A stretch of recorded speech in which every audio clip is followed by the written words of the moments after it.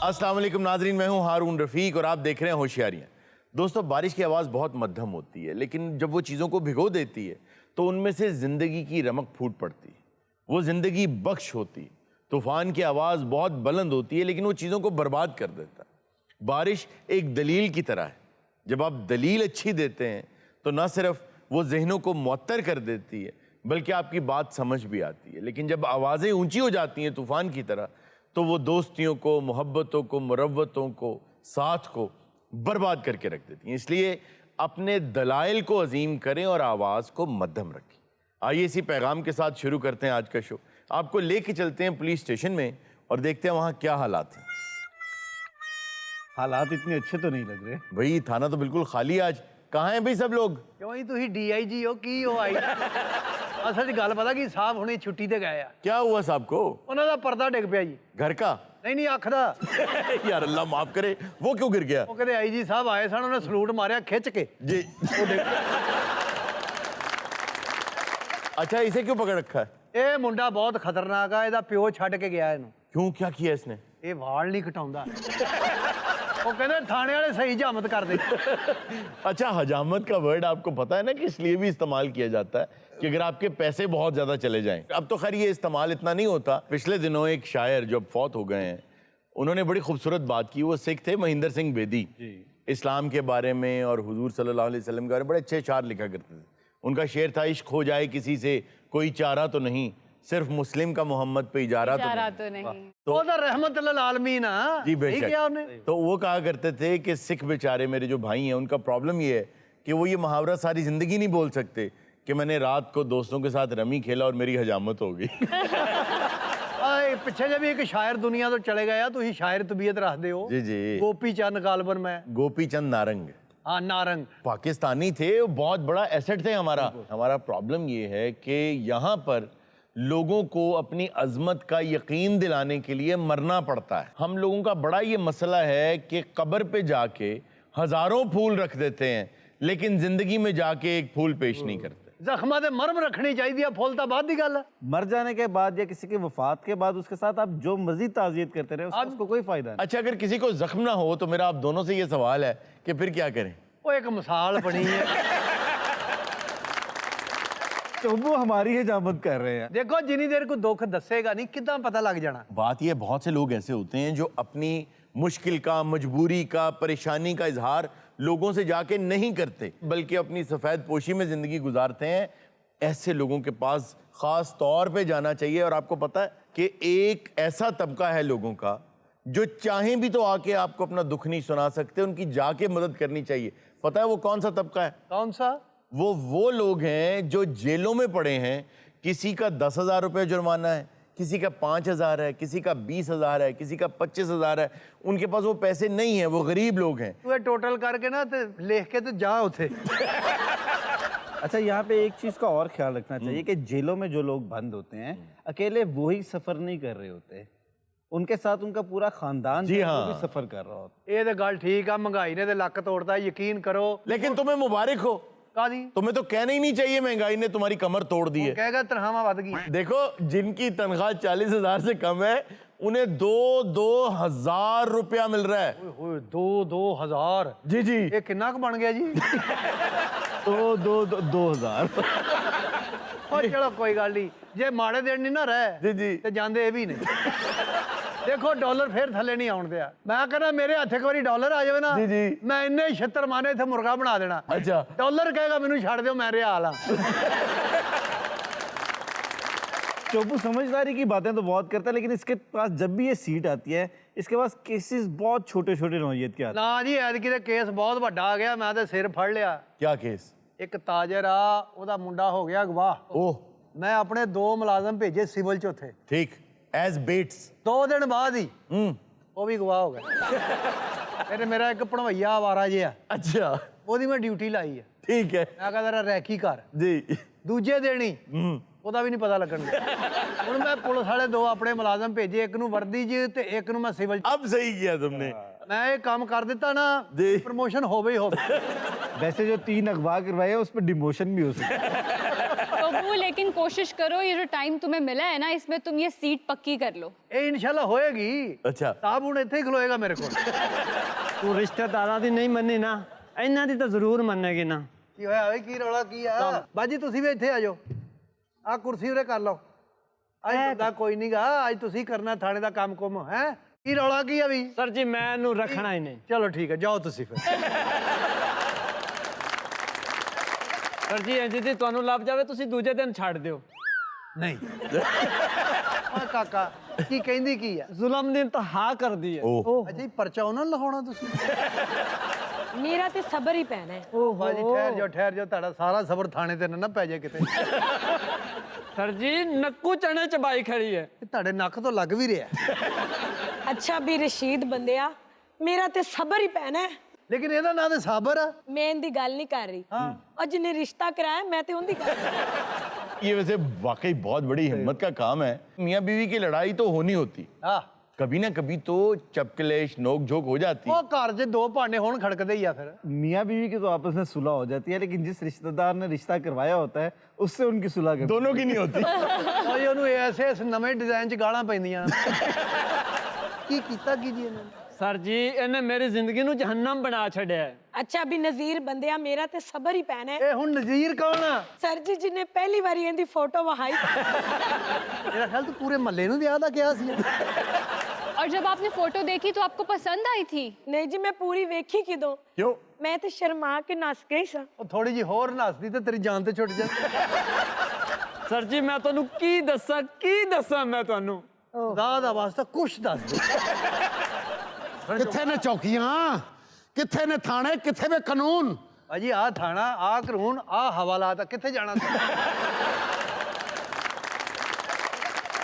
ਉਠੋ, petrol pump ਦਾ ਸਾਬਣ ਹੁੰਦਾ ਉਧਰੋਂ।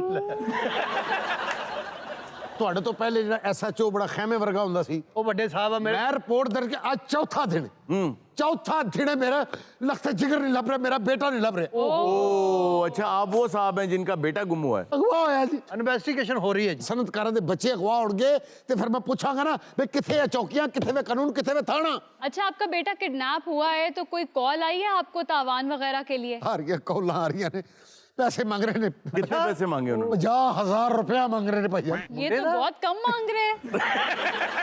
ਭਾਜੀ ਤੁਸੀਂ ਇਹਨਾਂ ਨਾਲੋਂ ਕਿ ਉਹਨਾਂ ਨਾਲ? 50,000 के लिए तो कोई अगवा नहीं करता है ना। उत्तर 50,000 बंदा जो नीवी पा के गिनदा ना, 3 ਵਾਰੀ ਤੁਹਾਨੂੰ ਇੰਜ ਕਰਦਾ ਹੈ। ਉਹ ਤੂੰ ਤਾਂ ਕਹਿੰਦਾ ਮੈਂ ਸਨਅਤਕਾਰਾਂ 100 ਦੇ ਗਿਣ ਰਿਹਾ। अगर मेरा बच्चा ना लभ्या तो सनतकारां दी हड़ताल होएगी।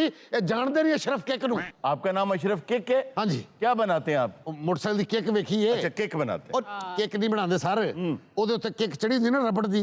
वो रबर बनाते हैं आप? ਉਹ ਨਹੀਂ, ਉਹ ਰਬੜ ਤੇ ਸਾਨੂੰ ਬਣਿਆ ਬਣਾਇਆ ਆਂਦਾ ਹੈ। ਅੱਛਾ। ਅਸੀਂ ਉਹਦੇ ਉੱਤੇ ਝਰੀਆਂ ਬਣਾਉਂਦੇ ਹਾਂ। ਹੁਣ ਮੈਂ ਤੇਰੀ ਗੱਲ ਨਾਲ ਇਤਫਾਕ ਕਰਦਾ।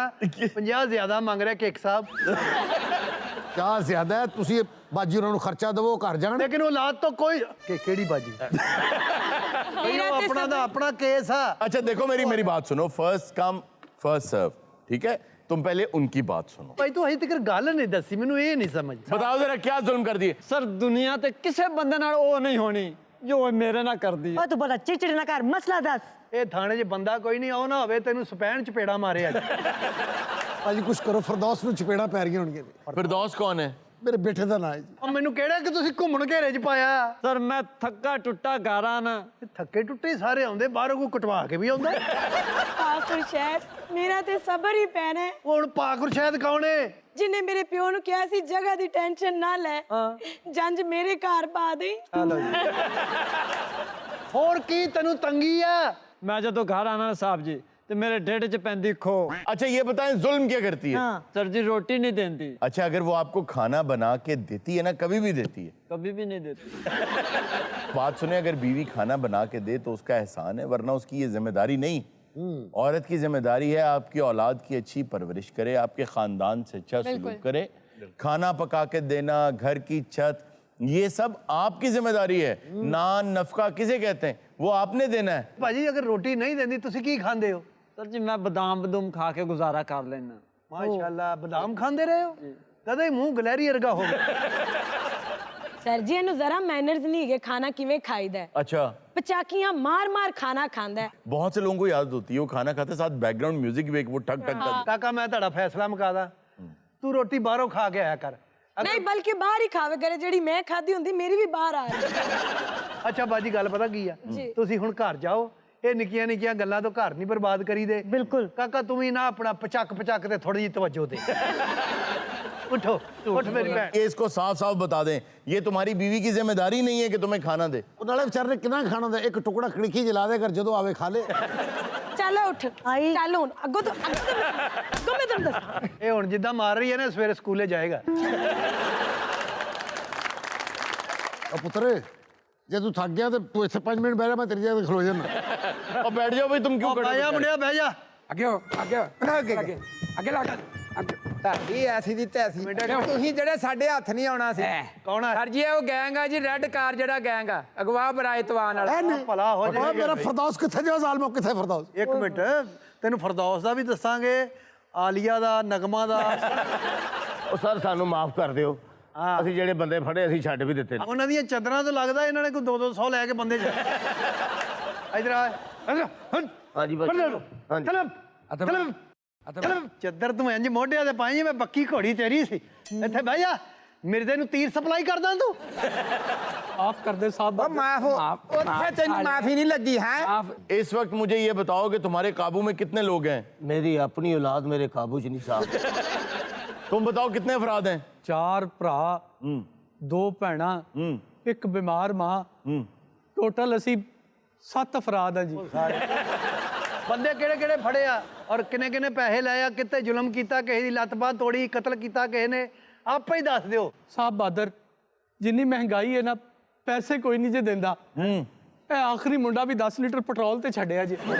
ਫਰਦੌਸ ਮੇਰਾ ਬੇਟਾ, ਫਰਦੌਸ। ਨਹੀਂ ਸਾਹਿਬ ਬਹਾਦਰ, ਸਾਡੇ ਕੋਲ ਕੋਈ ਬੰਦਾ ਨਹੀਂ ਹੈਗਾ, ਅਸੀਂ ਤੇ ਬੰਦਾ ਅਗਵਾ ਕਰਨ ਆਏ ਸਾਂ। ਇਹਨੂੰ ਕਰਨ ਲੱਗੇ ਸਾਂ, ਗੋਈ ਨੇ ਫੜ ਲਿਆ ਸਾਨੂੰ। ਸਰ ਆਏ ਨੇ ਮੈਨੂੰ ਅਗਵਾ ਕਰਨ, अच्छा ਇਹਨਾਂ ਨੇ ਰੱਖਿਆ ਮੇਰੇ ਮੂੰਹ ਤੇ ਰੁਮਾਲ। ओके। ਉਹ ਖੁਸ਼ਬੂ ਆਉਂਦੀ ਹੋਣੀ ਆ, ਐ ਖੁਸ਼ਬੂ ਆ ਰਹੀ। ਇਹਨੇ ਸਾਲਣ ਵਾਲੇ ਹੱਥ ਪੂੰਝੇ ਹੋਣੇ ਆ, ਰੁਮਾਲ ਖਾ ਗਿਆ। ਤੇ ਭਾਈ ਜੀ ਸ਼ਾਮ ਨੂੰ ਤੁਸੀਂ ਤੇ ਤੁਹਾਡੀ ਬੀਵੀ ਆਜ਼ਮ ਮਾਰਕੀਟ 'ਚ ਨਹੀਂ ਕਹਿੰਦੇ ਹਾਜੀ ਸਾਹਿਬ ਗੱਤੇ ਚਾਹ ਲਈਏ? ਹੁਣ ਤੁਹਾਨੂੰ ਪਤਾ ਇੱਥੇ ਕੀ ਹੋਣਾ? ਤੁਹਾਨੂੰ ਮੈਂ ਥਾਣੇ ਟੰਗਣਾ ਪੁੱਠਾ, ਤੁਹਾਡੀ ਜੇਬ 'ਚੋਂ ਸਾਰੀਆਂ ਚੀਜ਼ਾਂ ਡਿੱਗ ਪੈਣਗੀਆਂ। ਉੱਤੋਂ ਮੈਂ ਤੁਹਾਡੀਆਂ ਤਲੀਆਂ ਤੇ ਮਾਰਨੇ ਡੰਡੇ। ਅੱਲਾ ਰਹਿਮ ਤੈਨੂੰ ਤੇ ਕਰੇ। ਮੈਂ ਕੀ ਜ਼ਲਜ਼ਲਾ ਜ਼ਲਜ਼ਲਾ ਜ਼ਲਜ਼ਲਾ। ਅੱਲਾ ਰਹਿਮ ਕਰੇ। ਨਹੀਂ ਮੇਰਾ ਖੂਨ ਹੈ। ਉਹਨਾਂ ਦੇ ओके ओके ओके। हेलो पापा मुझे बहुत मार रहे हैं, मुझे मेरे खून निकाल दिया इसने। सारी जिंदगी मैं नहीं मारिया, उन्होंने मारे। ओहो। फरदौस तू घबराना नहीं पुत्र, मैं कोशिश च लगा होया, बस गल करा डाकुआ नाल। ओए तेरा मुंडा साडे कोले ओए। देखो भाई तुम 50,000 मंग रहे सर, गल मुकाओ। 50,500 तो उत्ते नहीं होना। देर कर देती हूँ, 1 लाख रुपया होएगा। मुंडे च किसी ने सपाना है? बेटा आपका है, कोई और क्यों हिस्सा डाले? बेटा पहले 50,000 मंग रहे सी, उन्होंने लाख कर देता है। मैं चाहना 50 पा देना, 50 मैं पा देगा, 6 महीने थाने रख लेना उन्होंने। उनसे पूछे पैसे कहाँ पहुँचाने हैं? डाकू साहब की गल है? पैसे कितने पहुँचाने जनाब? घंटे दे अंदर अंदर आ गया ते 10 लाख ही, नहीं ते 1 करोड़ रुपया। जरा असी फैमिली बैठे हैं, जरा मुंडे दे मामू नाल गल करो। मामू बन गए मामू। हाँ जी डाकू साहब। हाँ की गल है? मुंडा कार्नर वाला जी, इन्हें पैसे मांग पैसे कितने पहुंचाने आ? अशरफ किक दी फैक्ट्री दे कोल मुंडा आएगा, उन्हें बैग फड़ा दियो। लेकिन डाकू साहब पहले सानू सबूत दियो कि मुंडा जिंदा। मैं तानू ओदियां तस्वीरां व्हाट्सएप कर रहा हां। हाँ हाँ करो करो करो। लो जी आ तस्वीरां भेज रहे आ, ਇਹਦੇ ਵਿੱਚੋਂ ਪਤਾ ਲੱਗ ਜਾਏਗਾ ਕਿ ਕਿਹੜੀ ਲੋਕੇਸ਼ਨ ਆ ਔਰ ਕਲੂ ਵੀ ਮਿਲ ਜੂ ਸਾਨੂੰ। क्लू होता है क्लू। हाँ जी कलू, मैं गाना भी सुनिया, कलू कलू। सर जी कोई घपला लग रहा है, ये तो सर जी मेरी फैक्ट्री दी वर्कशॉप दी बारी है। एक मिनट चीते चौकस ਜੀ ਸਰ। ਨਫਰੀ ਲਵੋ, ਸਾਹਮਣੇ ਇਹਨਾਂ ਦੀ ਫੈਕਟਰੀ ਆ, ਉਹਨੂੰ ਘੇਰਾ ਪਾ ਲਵੋ, ਪਿੱਛੋਂ ਦੀ ਜਾਣਾ। ਠੀਕ ਹੈ ਸਰ। ਹਾਂ ਇੱਕ ਇੱਕ ਬੰਦਾ ਚੁੱਕ ਲਿਆਓ ਉੱਥੋਂ। Yes sir. ਤੇ ਗੱਲ ਸੁਣੋ, ਜੀ ਸਾਹਿਬ ਬਹਾਦਰ। ਤੁਸੀਂ ਤੁਰ ਫਿਰ ਲੈਂਦੇ ਹੋ? ਜੀ ਸਾਹਿਬ ਉਠੋ ਹਾਂ ਜ਼ਰਾ। तुम भी उठो। लाओ जी, अपना आ खोलो हाँ जरा भला, लाओ जी। अंदर जाओ हाँ भला। अंदर जी? चल भाई। अच्छा जी। आहो हुण बंदा कोई नहीं ते अपने हिसाब नाल ही ना अंदरों ही ला लो। अंदर चल गए? ओ काका, ओ वाला वालिया बाहर आ बंद कर, छेती कर, इन्ना टाइम नहीं हुंदा। ਚੱਲ ਜਾ ਸਿੱਧਾ ਨਾਈ ਦੀ ਦੁਕਾਨ ਤੇ ਮੈਨੂੰ ਪੈਸੇ ਦੇਣਗਾ ਵਾਲ ਕਟਾ ਜਾ ਕੇ ਆ ਲੈ ਫੜਾ ਆ ਫੜਿਆ ਜਾ ਇੱਕ ਮਿੰਟ ਉਹ ਗੱਲ ਤੇ ਸੁਣ ਲਓ ਹਾਂਜੀ ਇਹੋ ਤੇ ਫਿਰਦੌਸ ਹੈ आप फिरदौस हैं? ਹਾਂਜੀ ये फिरदौस है तो आप इसे मार क्यों रहे हैं? ਉਹ ਮੈਡਮ ਇਹਨੇ 3-4 ਫੋਨ ਅੱਗੇ ਰੱਖੇ ਸੀ ਆਪ ਵਾਲਾਂ ਬਦਲ ਕੇ ਫੋਨ Oh my God! और तुम खुद मांग रहे थे अपना पैसा? ਹਾਂਜੀ ਮੈਨੂੰ ਬੋਲਾ ਸ਼ੱਕ ਕਿੱਥੋਂ ਪਿਆ ਹੈ जी ਜਦੋਂ ਇਹਨੇ ਕਰੋੜ ਮੰਗਿਆ अच्छा ਮੈਂ ਕਿਹਾ ਮੇਰਾ ਫਿਰਦੌਸ ਤੇ 57000 ਤੋਂ ਉੱਤੇ ਤਾਂ ਨਹੀਂ फिरदौस जी और क्यों मांग रहे थे पैसे? ਪਾਪਾ ਪੈਸੇ ਨਹੀਂ ਦਿੱਤੇ ਇਸ ਲਈ ਹੱਕ ਦੀ ਗੱਲ ਕਰਨੀ ਉਹ ਕਹਿੰਦੇ ਪੈਸੇ ਨਹੀਂ ਦਿੰਦੇ ਇਮਾਨਦਾਰ ਬੰਦੇ ਹੋ ਪਰੇ ਪੰਚਾਇਤ ਬੈਠਣ ਵਾਲੇ ਬੰਦੇ ਹੋ जी ਇਸ ਬੱਚੇ ਦੇ ਹੱਥ 5000 ਦਾ ਨੋਟ ਕਿੰਨਾ ਬੁਰਾ ਲੱਗੇ ਇਹ ਦੇਖੋ ਜੀ ਇਹ ਬੱਚਾ ਤੁਹਾਡਾ ਬੰਪਰ ਟੂ ਬੰਪਰ 0 ਮੀਟਰ ਨਹੀਂ ਇਹਨੂੰ ਤੁਸੀਂ ਕਹਿੰਦੇ ਕੋਈ ਝਰੀਟ ਨਾ ਆਵੇ ਇਹਨੂੰ ਕਿਹੜੀ ਝਰੀਟ ਆ नाज़रीन वक्त तो एक छोटे से ब्रेक का, कहीं मत जाइएगा, अभी मिलते हैं ब्रेक के बाद। ਚੌਦਾ ਮੁੰਡਾ ਇਹਨਾਂ ਦਾ ਯਕੀਨ ਕਰੋ जी ਪਿੰਡ 'ਚ ਜੋ ਕੋ ਖੂਹ 'ਚ ਸੁੱਟਦਾ ਇੱਥੇ ਤੋਂ ਫੜ ਖਾਈ ਜਾਂਦਾ अच्छा पापा जी आप खुद बताएं आपकी एज कितनी है? ਇੰਨੀ ਆ ਬਸ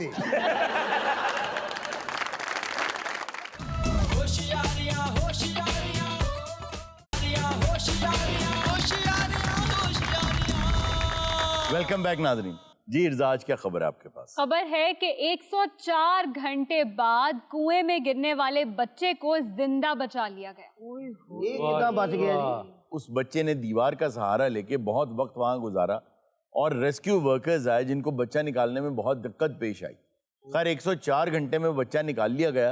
ऐसा ही एक वाकया पाकिस्तान में भी हुआ है और ये जो बच्चा है इसकी उम्र थोड़ी ज्यादा है लेकिन जहन से भी बच्चा है।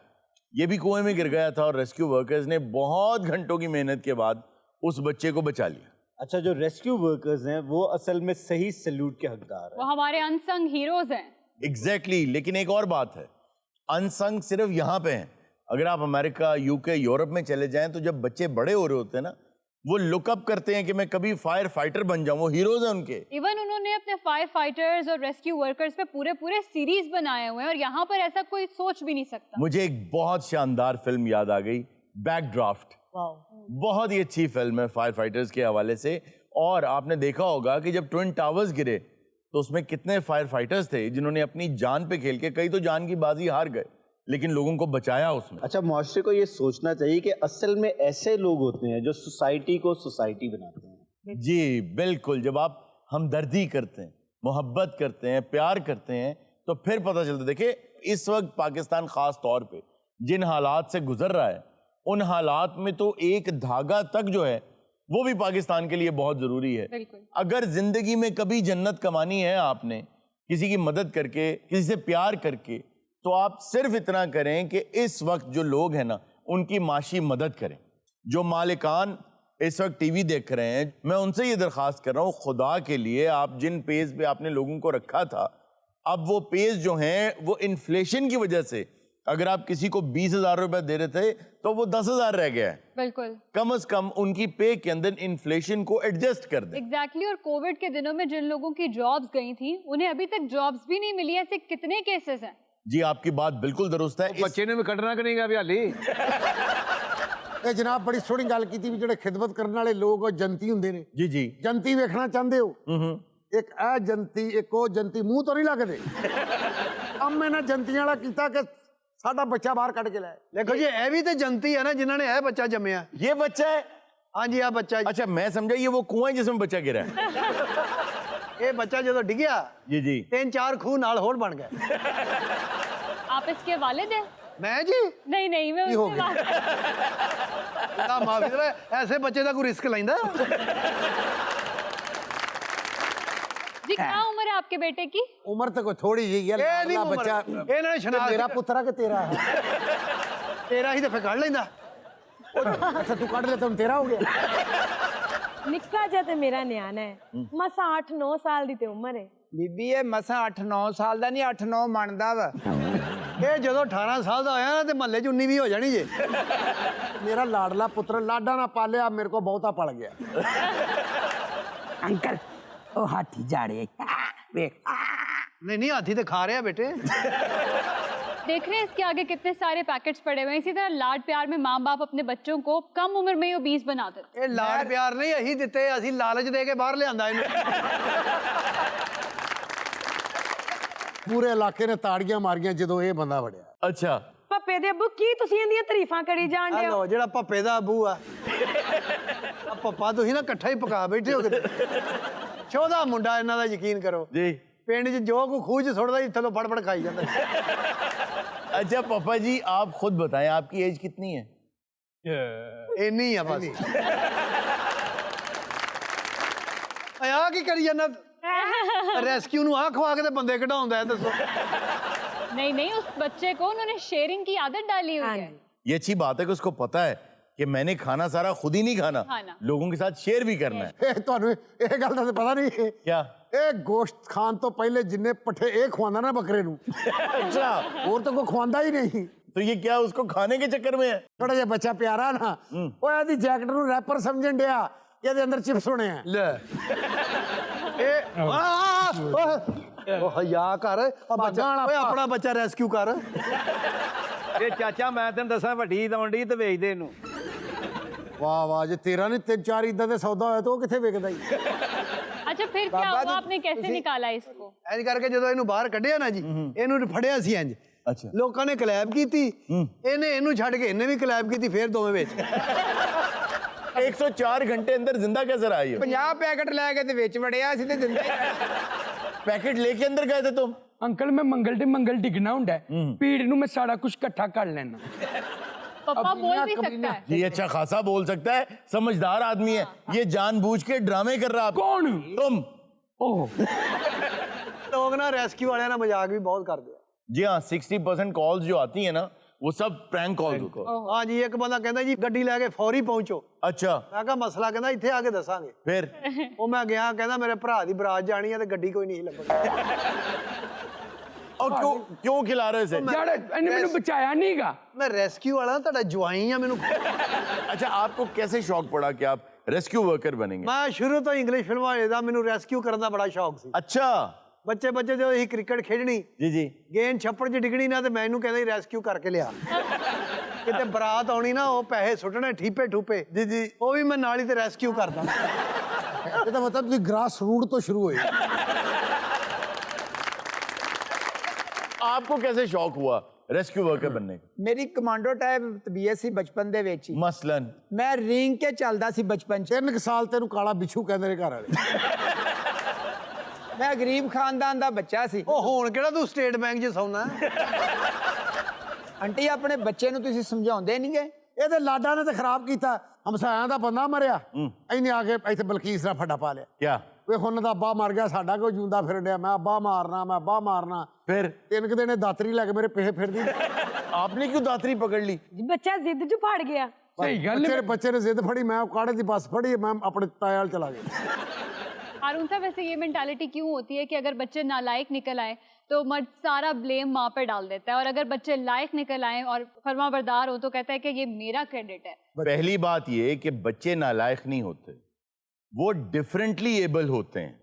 मिसाल के तौर पे अगर कोई बच्चा मैथमेटिक्स में अच्छा नहीं है तो इसका मतलब है वो किसी स्पोर्ट्स में अच्छा होगा। अगर वो स्पोर्ट्स में नालायक है तो इसका मतलब ये है कि वो शायद ड्राइंग में, शायद पेंटिंग में लायक होगा।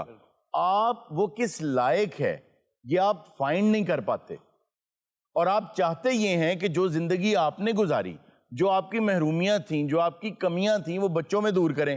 खुदा ने अगर उसको किसी और चीज में काबिलियत दी है। ਮੈਂ ਤੇ ਅਫਸਰ ਸਾਹਿਬ ਇਸ ਗੱਲੋਂ ਪਰੇਸ਼ਾਨ ਆ। ਦੇਖੋ ਵੱਡਾ ਹੁੰਦਿਆਂ ਹੁਣ ਵਿਆਹਣਾ ਵੀ ਹੈ। ਦੇਖੋ ਹੁਣ ਖੂਹ 'ਚ ਤੁਸੀਂ ਕੱਢਿਆ ਨਾ, ਤੇ ਹੁਣ ਰਿਸ਼ਤਾ ਵੀ ਤੁਸੀਂ ਦਿਓ ਇਹਨੂੰ। ਇਹ ਸਾਡੀ ਬਫਲੋ ਅਜੇ ਛੋਟੀ ਹੈ। ਇਹ ਅਸੀਂ ਰੈਸਕਿਊ ਕਰਕੇ ਇਹਨੂੰ ਚੱਲੇ ਆ, ਐਡਾ ਸ਼ਰਾਰਤੀ, ਪਿੱਛੋਂ ਸਾਡੀ ਗੱਡੀ ਫੜ ਲਈ ਐ ਕਰਕੇ। वैसे है ये बच्चा क्यूट सा। ਇਹ ਤੁਸੀਂ ਰੱਖ ਲਓ। नाज़रीन, वक्त तो एक छोटे से ब्रेक का, कहीं मत जाएगा, अभी मिलते हैं ब्रेक के बाद। ਵੱਡੇ ਕਸੀਨੋ 'ਚ ਕੋ ਬਹੁਤ ਜ਼ਿਆਦਾ ਜੂਆ ਹਾਰ ਜੇ ਨਾ, जी ਇਹੋ ਜਿਹਾ ਬੰਦਾ ਨੂੰ ਬਾਹਰ ਛੱਡ ਕੇ ਆਉਂਦੇ ਹੁੰਦੇ। ਫਿਲਮਾਂ 'ਚ ਨਾ ਲਿੰਕਨ ਵਰਗੀਆਂ ਚੜੇਲਾਂ ਝਾੜੂ ਤੇ ਸਫ਼ਰ ਕਰਦੀਆਂ।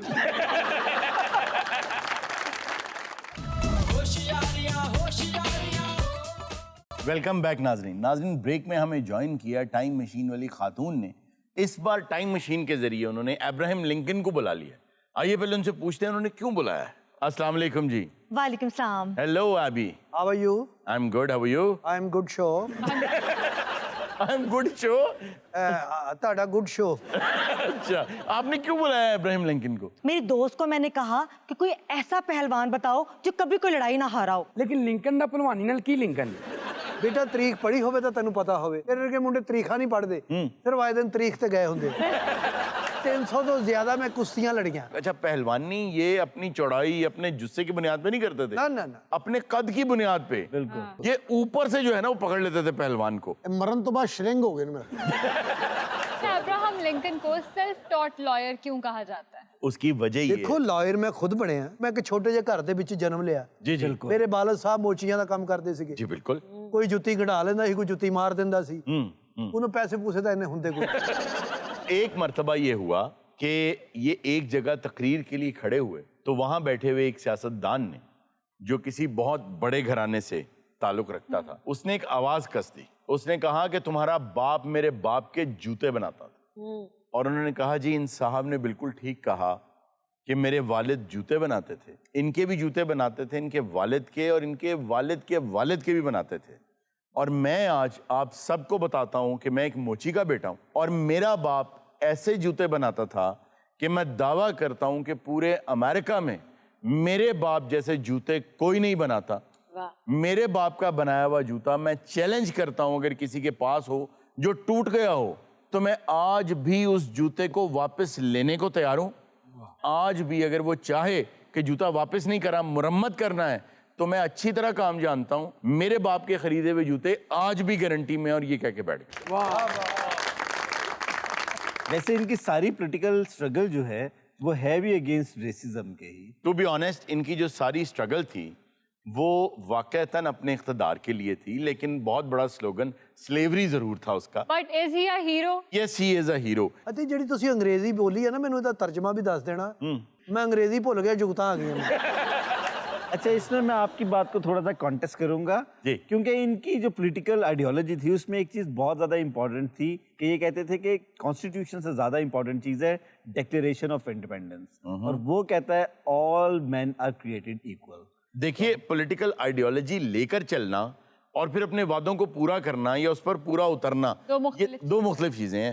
आपके कौल फेल में तजाद नहीं होना चाहिए। मैं थोड़ा सा आपको रीकैप एक दे दूं इनका। बचपन में इनके 2-3 इंसिडेंट ऐसे हुए कि उस दौर के गुलामों को, जब स्लेवरी को उन्होंने देखा, लोग आज के दौर में इमेजिन भी नहीं कर सकते कि क्या गुलामी होती थी। यकीन जाने ऐसे ऐसे वाकयात होते थे कि अगर गुलाम ने खाना नहीं खाया तो उसके सारे दांत तोड़ दिए इस बात पे।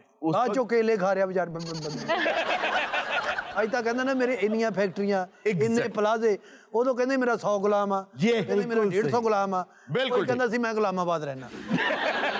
अच्छा, हम अपनी बहस को तो कंटिन्यू करेंगे, लेकिन यहाँ पे रिकमेंड करते चले एक बहुत कमाल की टीवी सीरीज है रूट्स।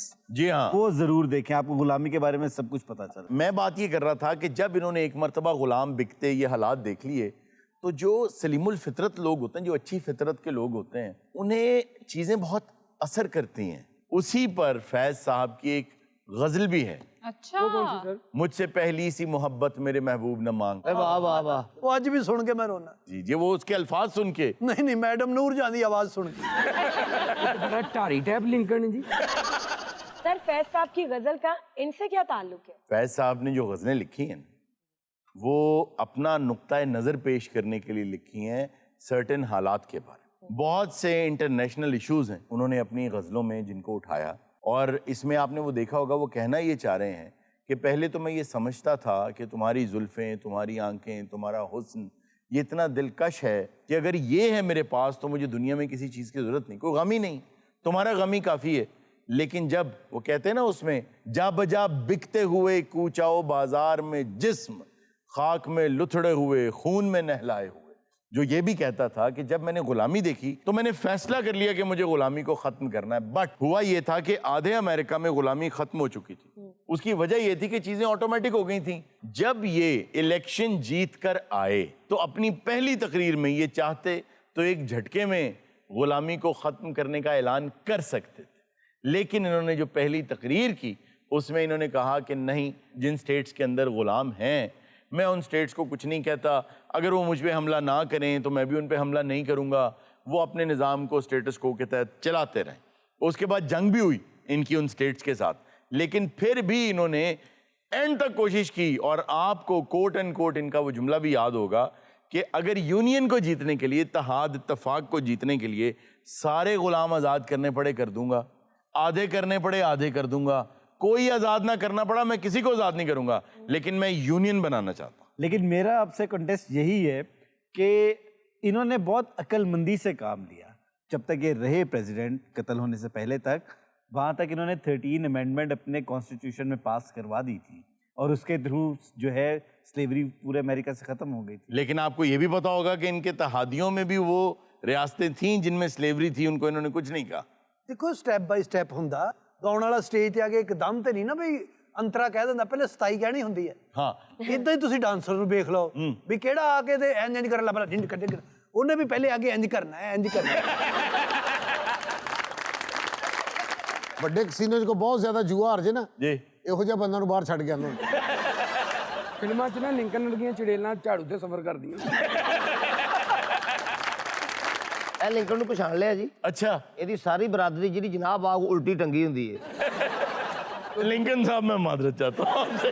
ਕੋਈ ਗੱਲ ਨਹੀਂ, ਇਹਨੂੰ ਸੱਤ ਫਿਕੀਆਂ ਮਾਫ ਆ। ਕਿਤੇ ਸਮਝਦਾਰ ਨੇ ਲਿੰਕਨ ਸਾਹਿਬ जी, ਤੇ ਡਸਟਬਿਨ ਪੁੱਠੀ ਕਰਕੇ ਕੋ ਪਾਈ आप ये समझ रहे हैं गालिबन कि आप इन्हें मजाक वगैरह करके इन्हें नाराज कर लेंगे या चिढ़ जाएंगे। ये इस कदर पसंद करते थे मिजाक को कि जिस वक्त कत्ल हुए ये स्टेज ड्रामा देख रहे थे गैलरी में बैठ के। ਘੰਟੇ ਬਾਅਦ ਪਤਾ ਲੱਗਿਆ ਇਹਨਾਂ ਨੂੰ ਗੋਲੀ ਵੱਜੀ। क्यों? ਉਹ ਕਹ ਰਹੀ ਵੱਡਾ ਲਾਫਟਰ ਦੇ ਰਿਹਾ। अच्छा, ये शायद आपने मजाक में बात की, लेकिन ये हकीकत है। जिसने इनको गोली मारी वो भी एक फनकार था स्टेज का। अच्छा, उसके पीछे जो मुहर्रिकात थे वो सियासी थे। गोली मार के उसने गैलरी से डायरेक्ट स्टेज पे जंप किया। जब उसने जंप किया तो उसने अपनी गन भी लहराई और एक सियासी नारा भी लगाया। उसने कहा कि जालिमों के साथ यही होता है। ये कहते हुए वो भाग गया। तो बहुत देर तक आपके वाली बात लोग यही समझते रहे ये एक्ट कि है। ये एक्ट है। ਥੀਏਟਰ ਦੇ ਫਨਕਾਰ ਨੇ ਗੋਲੀ ਮਾਰੀ ਜੀ। जी जी, ਅੱਜ ਕੱਲ ਦੇ ਥੀਏਟਰ ਦੇ ਫਨਕਾਰਾਂ ਨੇ ਕੋਈ ਰੋਜ਼ ਪੇਮੈਂਟ ਮਰਵਾ ਲੈਂਦੇ ਨੇ, ਗੋਲੀ ਨਹੀਂ ਮਾਰਦੇ। हारून सर, जो मेरा हस्बैंड है ना, वो तो बॉडी बिल्डर है, उसके तो बड़े बड़े मसल्स हैं। ਤੂੰ ਮੈਨੂੰ ਕਾਹਦੇ ਲਈ ਏਡੀ ਦੂਰੋਂ ਬੁਲਾ ਲਿਆ? ਹਰੂਨ ਤੇਰੇ ਸਾਹਮਣੇ ਵੀ ਪਹਿਲਵਾਨ ਆ। ਆਪਣੀ ਫੈਕਟਰੀ ਦਾ ਸਰੀਆ ਉਹਦੇ ਸਿਰ 'ਚ ਮਾਰਨਾ ਸੀ, ਨਾਲੇ ਸਰੀਏ ਦੀ ਕੁਆਲਿਟੀ ਦਾ ਪਤਾ ਲੱਗ। ਹਰੂਨ ਸਾਹਿਬ ਮੈਨੂੰ ਇੱਕ ਗੱਲ ਤੇ ਦੱਸੋ, ਇਹ ਫੈਸ਼ਨ ਸੀ ਜਾਂ ਇਹਦਾ ਸਿਰ ਲੰਮਾ ਹੈ? ਤਾਂ ਤੂੰ ਮੈਨੂੰ ਇਹ ਗੱਲ ਦੱਸ ਵੀ ਆ ਫੈਸ਼ਨ ਆ ਜਾਂ ਗੁਰਬਤ ਆ? अच्छा जी, हमारे साथ नासिर डार साहब आज मौजूद हैं। आइए इनसे गाना सुनिए। वाह। नाज़रीन, ये था आज का शो। इंशाल्लाह आपसे मुलाकात होगी नेक्स्ट शो में। अपना बहुत सा ख्याल रखिएगा। अल्लाह हाफ़िज़।